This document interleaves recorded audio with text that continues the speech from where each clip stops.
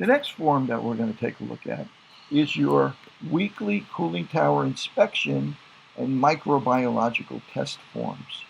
Okay, so once a week, New York City requires that you do a basic inspection of the cooling tower and the water treatment equipment. This procedure is outlined in your NPP or your book, okay, by your consultants. This form is one particular consultant's weekly inspection checklist, the things that you need to take a look at as you inspect your cooling tower once a week. So let's go through this one quickly. First of all, we're interested in making sure the chemical feed equipment and the other systems that we have to maintain our water in the right conditions is working properly. So one of the first things is conductivity controller operation. That's your bleed.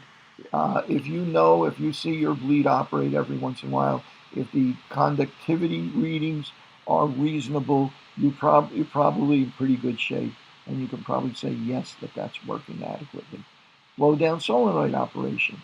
You might be able to activate that manually yourself, or you may see it operating periodically. And again, if the conductivity readings have been good for the past week and it's been operating, then you know that that's in pretty good shape. You'll see the chemical feed pumps go on and off, for instance.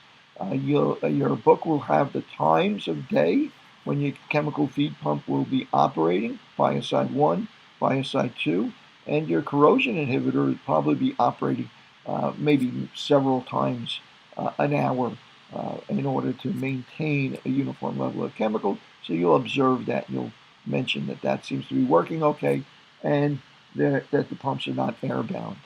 Okay, so now you also have to do a bacteriological test. We're going to do that next. We have another form that this particular consultant uses to record those readings. So that bacteriological test, that dip slide, is just consists of taking a slide, a paddle-like device, dipping it into water that's been taken from your designated sampling point in your book, shaking it off, putting it back in this little container, and slipping it into an incubator to keep it at a uniform temperature for 48 hours, and then taking it out and reading it. We'll move on and we'll actually do that one. So I'm going to check off that we know that we're going to do that, that we have already done it. You have to make sure that your chemical tests have been recorded. In other words, that your 3 times a week your recordings have been maintained in your logs. Okay. You want to make sure if you have a smart controller, you want to make sure that you've printed out the weekly readings, the email that you got or the printout that you got for your BMS system from your controller. For most of you that are watching this video are probably not using that type of controller, so you're doing your manual test. There is a type of controller that will relieve you for a lot of the responsibility of doing the manual test 3 times a week by having the controller be able to measure all of the parameters that you would be measuring on your daily tests and recording them in a single log or a graph. So if you have one, you'll do that. If you don't have one, you just check no because you don't have one. Intermittent use plan. Many times there'll be special considerations for your water system. For instance, if you only operate your tower, if you're a church, you only operate your tower on Saturdays and Sundays. The rest of the week, the water's sitting stagnant. You may have a plan that asks you to run your pumps on off days for an hour. If you have a dead leg, you might have a plan that asks you to flush that line out once a week. So you want to check off that you've taken care of that as well. Okay, as far as the cooling tower is concerned, you want to do a walk-around inspection of the cooling tower. We're going to say that the following parameters that we've checked for basins and sediment is for your microbiological growth. Is there a significant amount of slime or algae that you can see or feel in the cooling tower? Do you see bird debris, plant debris, see material, dirt getting into the cooling tower? Is it free of this kind of material? Well, hopefully it'll stay pretty clean, or you'll keep up with the cleaning to make sure that it is pretty clean. Is the frill free of sediment and biological growth? The frill is that corrugated material that causes the water to sheet so that it can efficiently evaporate water as you blow air past it. I'm going to, for argument's sake, I'm going to say the tower's operating. I can't really get to that, easily. So I'm going to say not applicable. I can't can't access that. No access, for instance. Sun exposure on the basin deck. In other words, the top of the cooling tower. Many cooling towers have open decks, open sunpans on the top, and sometimes if they're not covered, you can get some algae growing in there. So you might want to get a look from another window or something like that. Look up there and see if there's any algae growth up there. The drift eliminators. This is an important part of this whole thing. The drift eliminators are the portions of the cooling tower, the structures of the cooling tower that keep water from spraying out of the cooling tower.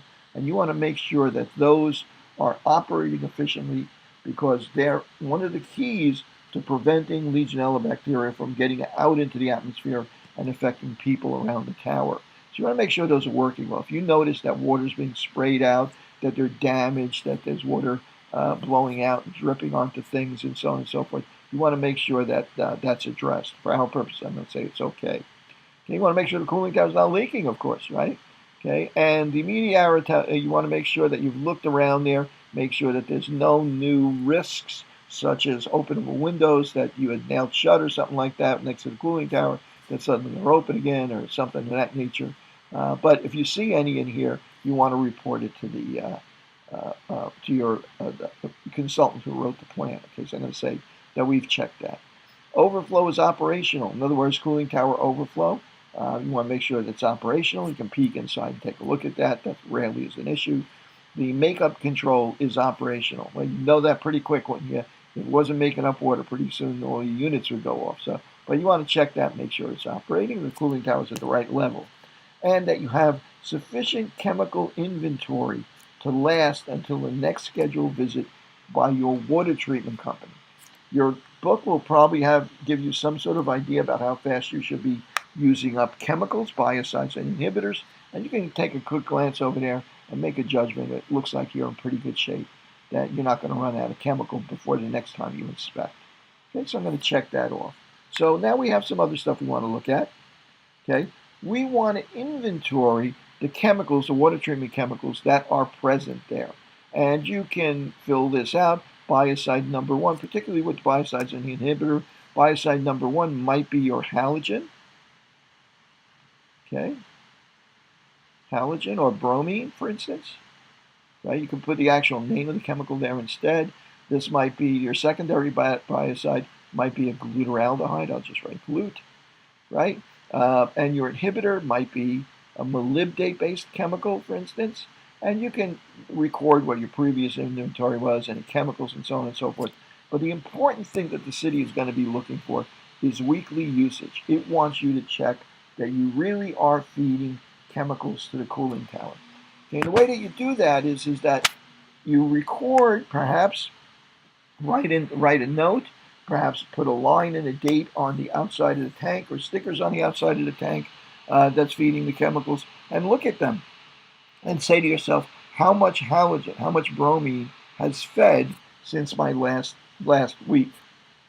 And for instance, if you have a 30-gallon tank and it's 30 inches tall, you know that 1 gallon represents an inch of feed, represents a gallon of chemicals. So if it's gone down 2 inches, you've used 2 gallons of that chemical. And I'm going to say maybe you used 5 gallons of this one, and maybe you used 10 gallons of this chemical. Maybe it's a 50-gallon tank for that chemical. Okay, and if you need some help with doing that, talk to your water treatment contractor or to the person that wrote your plan and ask him if it's possible if you can graduate the tank to make it easier for you to judge how much chemical has been used. And again, some smart controllers have devices that'll do this for you as well. And then finally, on this your weekly inspections, you want to make note of any excursions, anything unusual that happened. For instance, if you had to shut down the cooling tower for 3 hours for a pump repair, right, or something of that nature, right? You might want to include that there so that if you go back and you see an excursion in your readings, then maybe that would account for an excursion in your readings. And then finally, just indicate who actually did the inspection that particular week. Oops. I'm down at the bottom of the page now. I'm having a little trouble with that. So that's your weekly inspection form. The last form that you're going to have to work with is, and perhaps sometimes it might be this form as well if they included a place for you to record it, but you're going to have to look at your microbiological test, a weekly microbiological test that you, as the responsible person at the building, are required to perform.